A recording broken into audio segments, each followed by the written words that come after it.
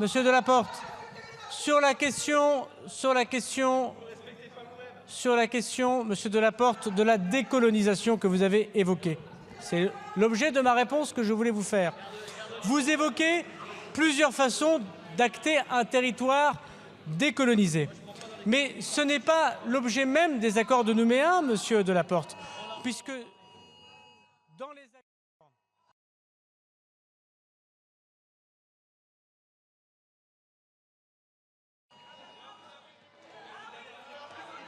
Monsieur Delaporte, vous ne me suivez pas, monsieur Delaporte? Dans les accords... Monsieur Delaporte, dans les accords de Nouméa, il était prévu un audit de la décolonisation. Cet audit de la décolonisation, il a été rendu. Il n'a pas été fait par l'État français, il n'a pas été... Merci. Monsieur Delaporte, le territoire... Merci, monsieur le ministre. Je pensais... Non, mais vous entendez bien qu'il y a une alerte en ce moment et donc en fait, personne ne vous entend en fait, c'est brouillé. Ah oui, mais personne ne m'entend parce qu'il me laisse... La séance est levée, on se retrouve à 21h30 et j'espère dans de meilleures conditions pour reprendre ce débat. Alors je me suis demandé ce qu'était effectivement FR Alert. Donc c'est un dispositif du gouvernement. Là je suis sur le site du gouvernement et je vais vous lire ce qui est écrit. FR Alert est le nouveau dispositif d'alerte et d'information des populations. Déployé sur le territoire national depuis fin juin 2022, FR Alert permet de prévenir en temps réel toute personne détentrice d'un téléphone portable de sa présence dans une zone de danger afin de l'informer des comportements à adopter pour se protéger. Si vous vous trouvez dans l'une de ces zones concernées par un danger imminent, vous pourrez recevoir une notification accompagnée d'un signal sonore spécifique, même si votre téléphone portable est en mode silencieux. Donc, ce FR Alert, selon le site du gouvernement, est là uniquement pour prévenir de dangers imminents. Voilà, c'est ce qu'on lit sur leur site. Maintenant, quelle alerte il y a eu hier à l'Assemblée et qui a un petit peu inquiété, notamment on voit Sofia Chikirou qui s'inquiète, qui montre son téléphone, mais qui n'a pas inquiété du tout le ministre de l'Intérieur. Alors j'ai cherché un petit peu j'ai tapé sur Google FR Alert Darmanin et je trouve un article sur Monaco Matin qui explique en fait quelle était cette alerte. Donc vous venez de voir Darmanin qui lui n'a pas semblé s'inquiéter de cette alerte. Forcément, puisqu'il est ministre de l'Intérieur, il savait ce qu'elle contenait. Donc le débat a été perturbé. Alerte extrêmement grave. Alerte extrêmement grave. C'est l'intitulé du message envoyé sur les téléphones de nombreux Parisiens lundi à 20h par le ministère de l'Intérieur. Et donc l'Assemblée nationale a été perturbée par ce message. Mais on va voir ce qu'il contient, ce message. Je lis l'article de Monaco Matin dont je vous mettrai le lien. L'alerte n'est pas passée inaperçue dans la poche des Parisiens ce 13 mai et jusqu'à l'Assemblée nationale. Elle a été envoyée par le dispositif FR Alert qui sert à prévenir le grand public en cas d'urgence. Elle s'accompagnait d'une forte sonnerie et d'un message qui avait un but: informer largement de l'ouverture d'une plateforme en ligne pour accéder au périmètre olympique pendant les Jeux olympiques.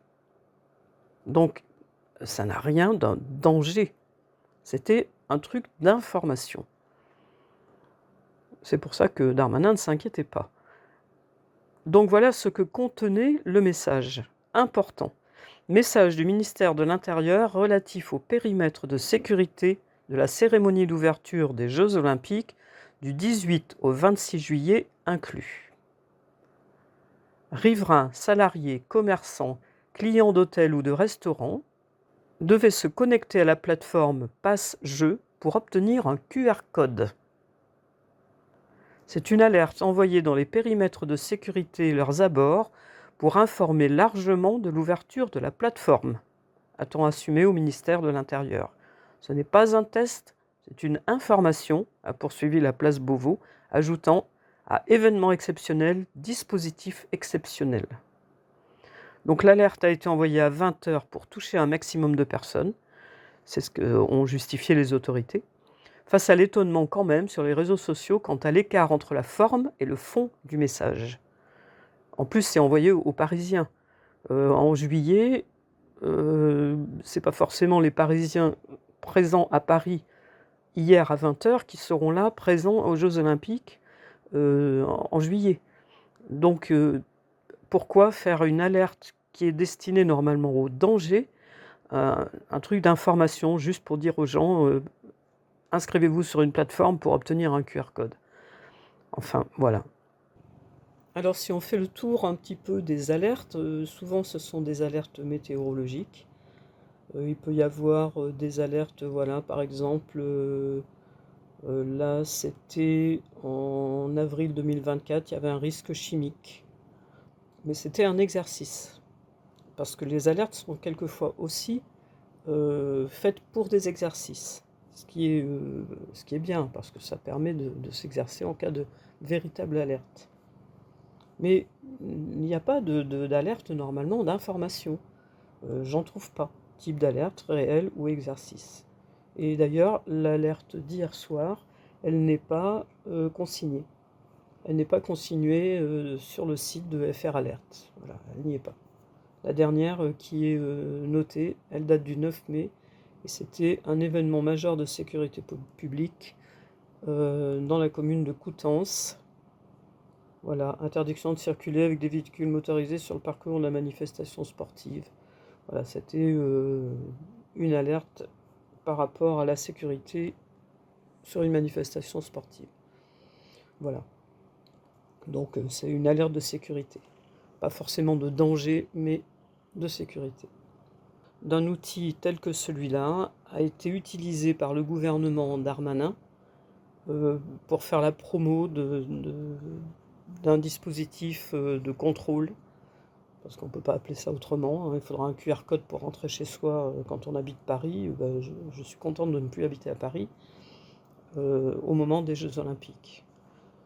Je ne suis pas sûr, mais à mon avis, il va y avoir quand même pas mal de bordel, parce que les touristes qui seront dans un hôtel ou peut-être dans un logement, dans un hôtel, ils seront certainement avertis qu'il faut un QR code, qu'il faut aller sur telle plateforme.